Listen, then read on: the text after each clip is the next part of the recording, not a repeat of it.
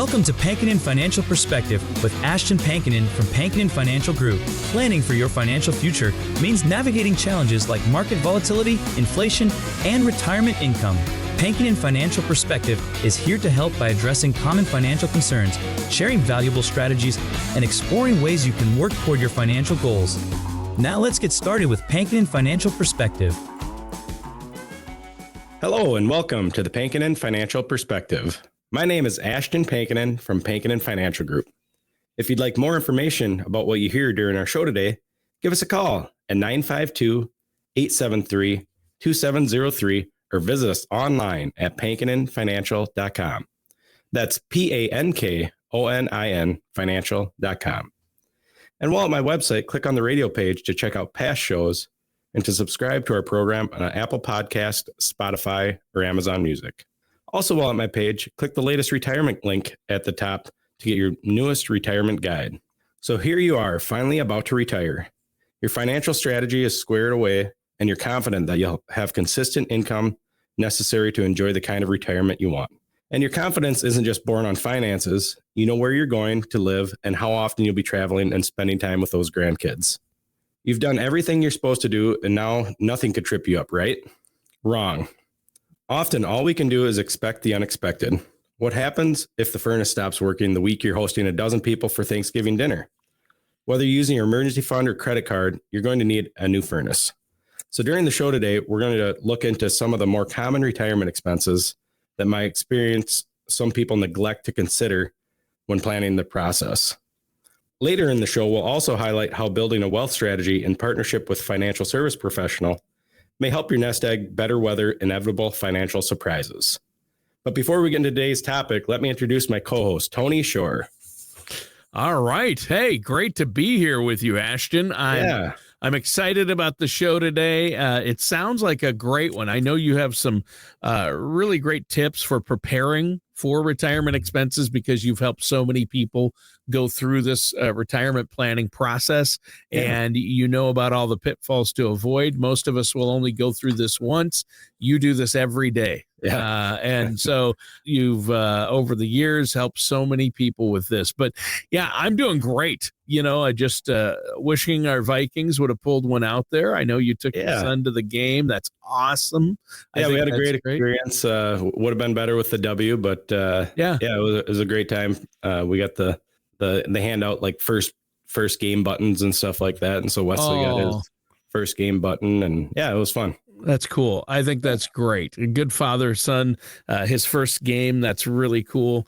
But yeah, I watched some football, but I got a lot done over the weekend. I did not go down to Worthington and Fulda area. I did not go through Wyndham on my way down, your hometown, but I stayed home this weekend, so I actually got a lot done there. How about you?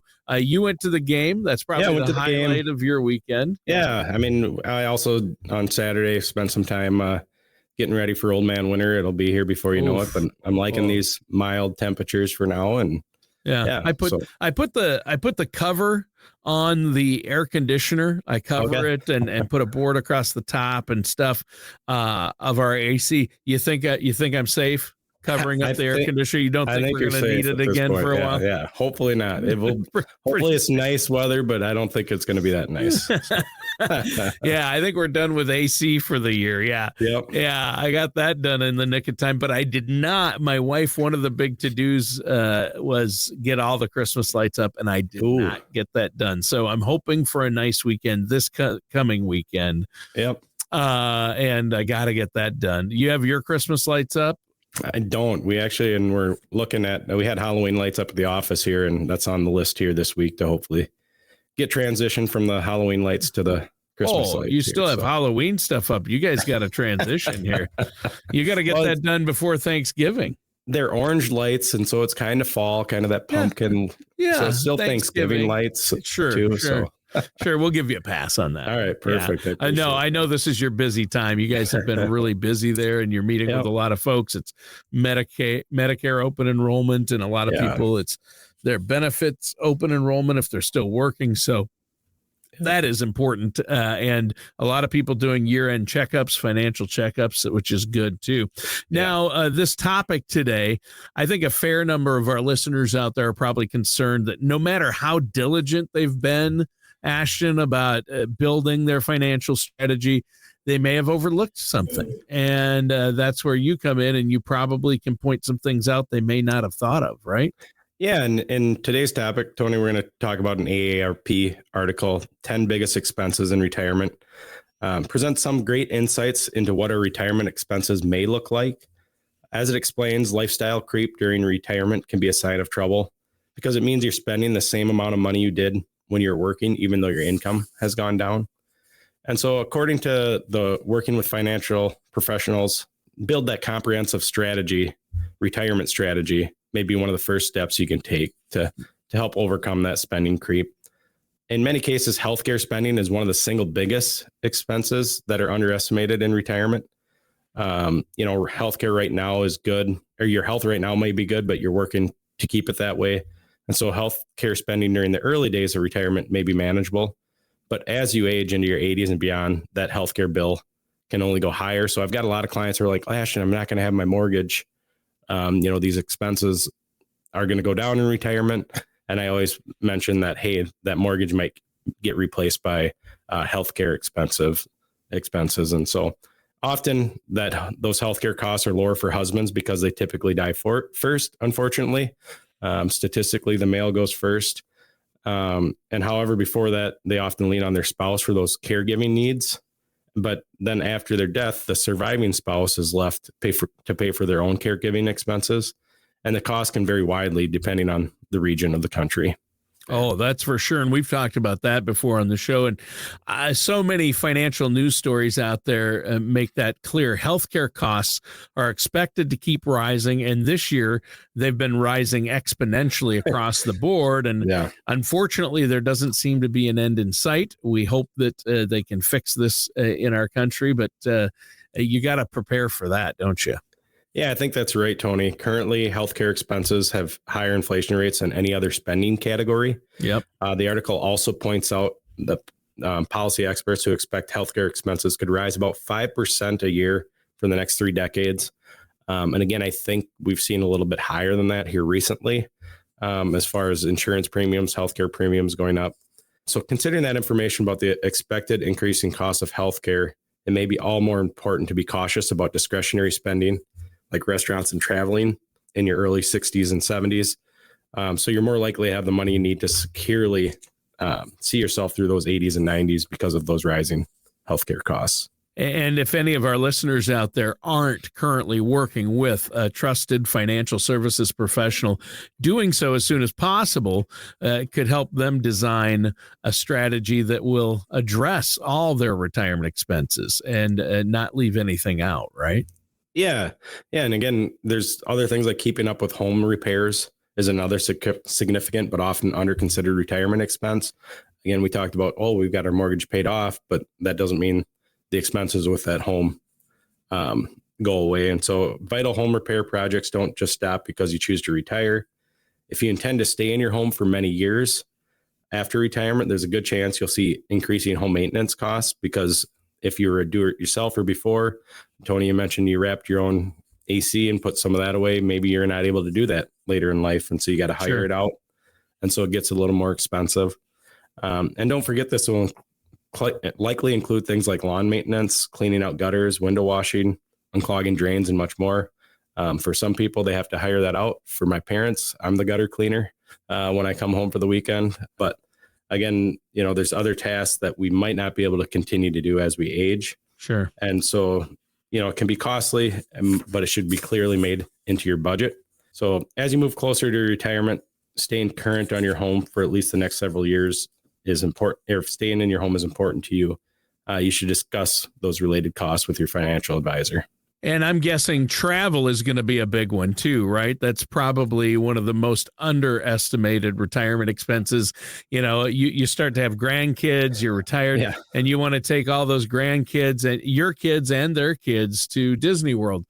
that's going to cost more than most people realize, right? By the time you fly them there, pay for the tickets, stay at the Disney resort, it's going to be costly. It's going to be costly. You're right, Tony. And during retirement, those travel costs vary widely depending on where you go.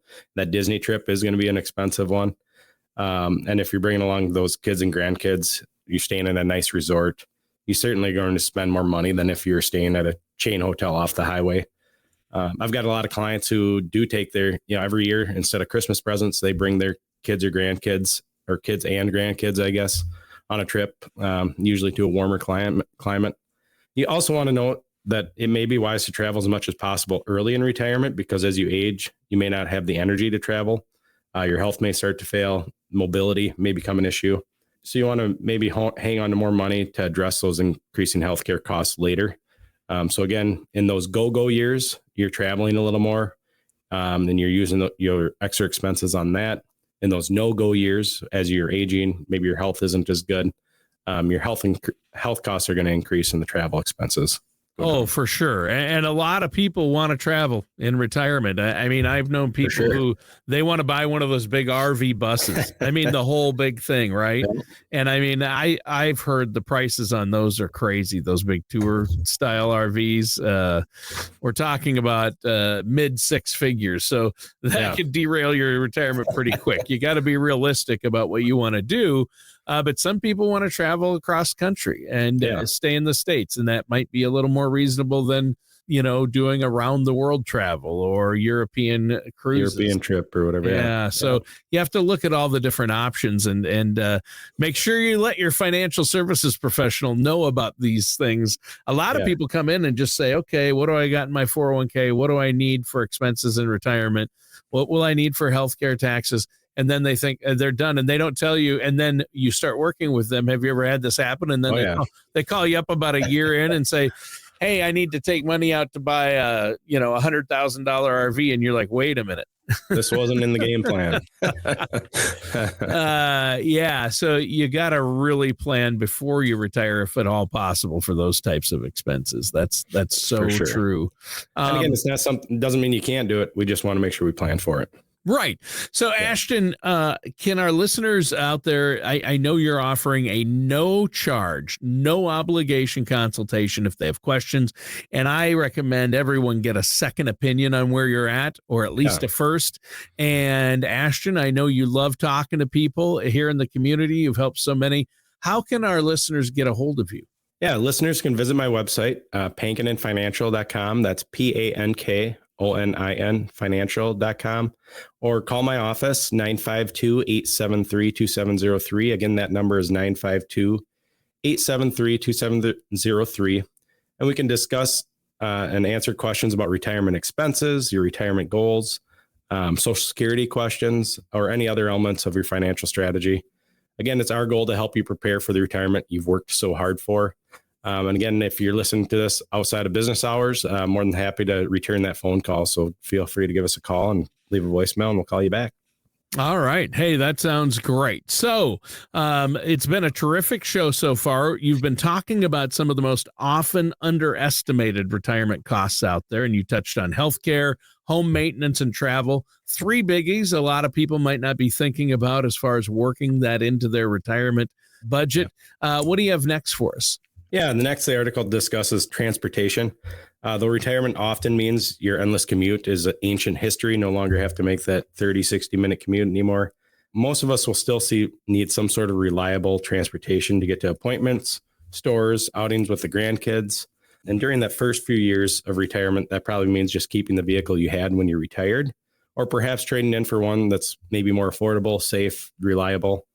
But no matter the vehicle, you must include that gas and insurance, oil changes, tires, those other dreaded unexpected repairs have to be a part of your budget. So just like with your home, vehicle maintenance doesn't vanish just because you're no longer collecting a regular paycheck.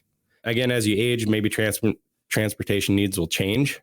Maybe you're not driving as much yourself, become more reliant on family or friends for rides, or you may begin using like ride share programs or some of the vans that do local drop off and delivery for medical runs to get around. And while I love using like Uber or Lyft for little things at the airport to restaurant, but if you're having to do it on a regular basis, that really starts to add up in a hurry.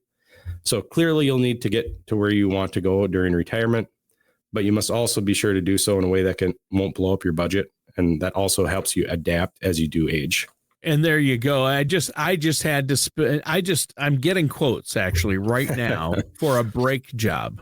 Okay. On my daughter's car, my youngest daughter's. We're looking at $1,200 to replace brake pads and maybe rotors. I don't know. That's just just like, wow. And I know a lot of our listeners out there are saying, do it yourself. You can change the brake pads yourself.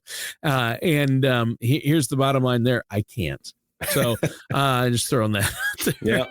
My dad could if he was still young and able. Unfortunately, he can't now. He has Parkinson's, but my dad knows how to do that stuff. That gene skips a generation, I think.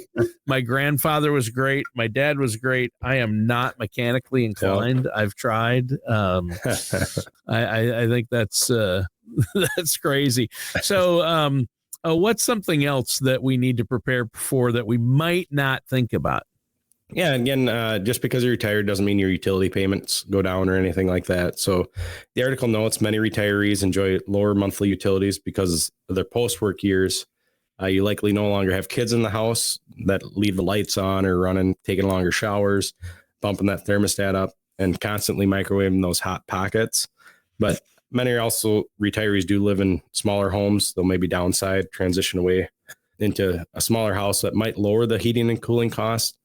But even in the smaller home, utility rates will continue to rise, perhaps even on an annual basis. They might be down from when you were working, but again, they will continue to rise each year. Yeah. Wow. It's risen a lot around here, at least. Yeah. Man, I don't know about your property taxes, but I got a wake up call in my mailbox about a week ago. That was not pleasant. So I'll be talking to you after the show about a personal loan there. There you go. Perfect. Ashton, to help. Yeah. So one thing that's been jumping out at me as I listen to you talk about these things, it's just the importance of working with somebody like yourself to craft that retirement budget that's going to include things like utilities and transportation, but also works to supply the money you need to enjoy social outings and other things like that with family and friends, right? Yeah. And another piece is you want to maintain your health as you age. It's an excellent way to secure more of your nest egg well into retirement. Wait, now I have to stay healthy too? Yeah. Ashton. Well, if you want to enjoy that retirement, that's true. Sure. That's true. Yeah. Yeah. And so, there's costs for things like gym memberships and yoga classes, exercise equipment, and a good pair of walking shoes. But doing as much as you can to maintain your fitness could help with your medical expenses later in retirement there.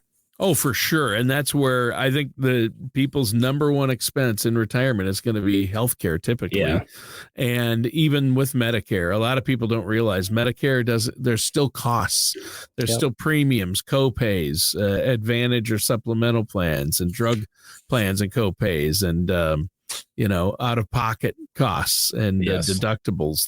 That's where it'll really get you. And you got to plan for it. And if you invest in yourself early on and get healthy and stay healthy, that's going to save you a lot of money in retirement. And sometimes the best investment is in yourself, right? Yeah, exactly, Tony. And the article also recommends that retirees earmark as much as 10% of their total monthly spending for personal health and wellness. Yeah. Whether that's a gym membership, morning workout, or fresh food at the local farmers market.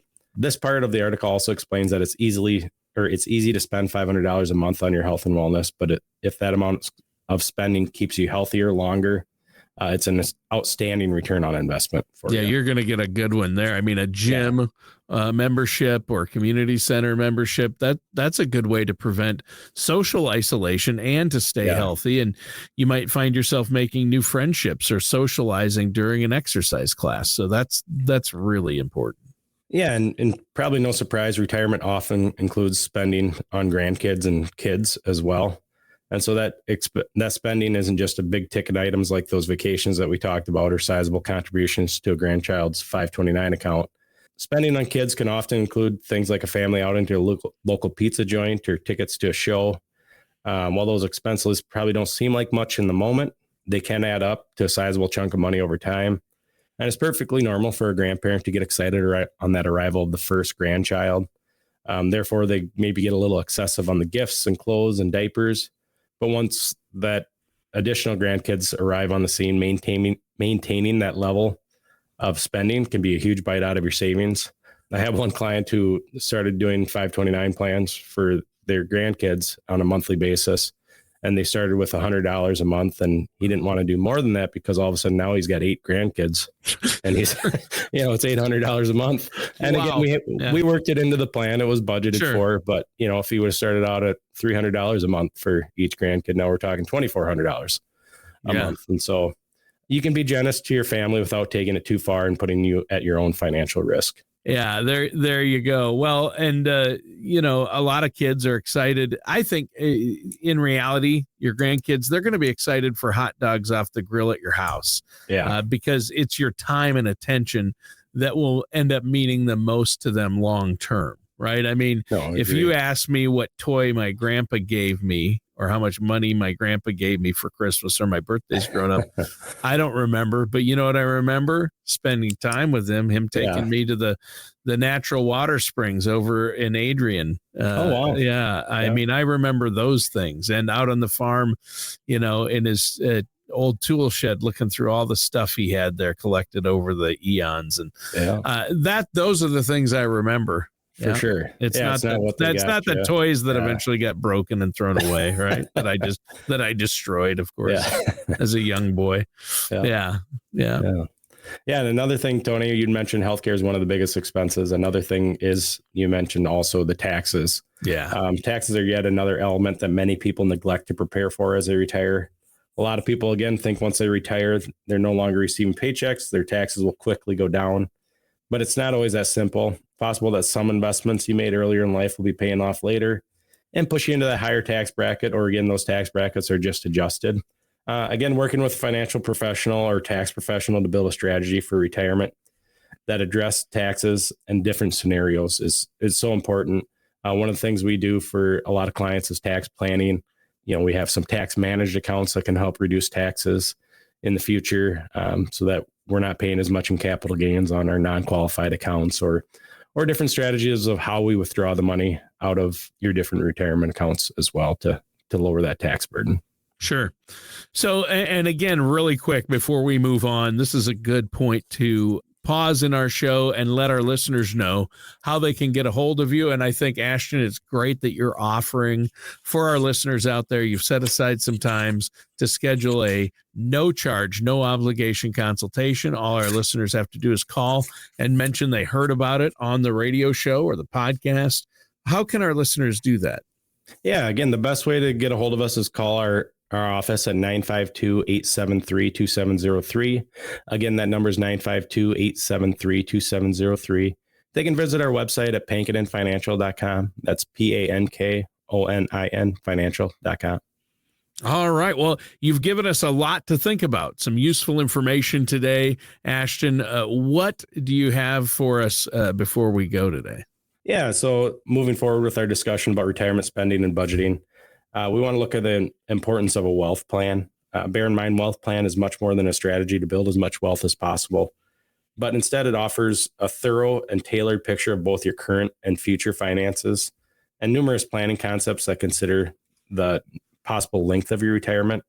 We want to make sure we're assuming that you're going to live till age 90 or 95. And some say, well, I'm not going to live that long, but you don't want to run out of money before then if you do live that long. So again, there's some key elements on taking inventory of what we have. A wealth plan begins by weighing your current assets, your income streams and expenses, as well as factoring in inflation. And so again, we want to make sure we review those assets. It's a solid step because it could position you to analyze your current asset retirement map.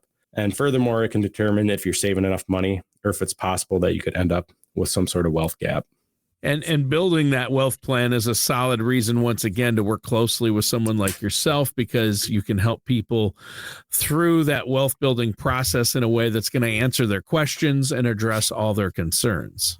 Yeah, and determining your goals is a wise step.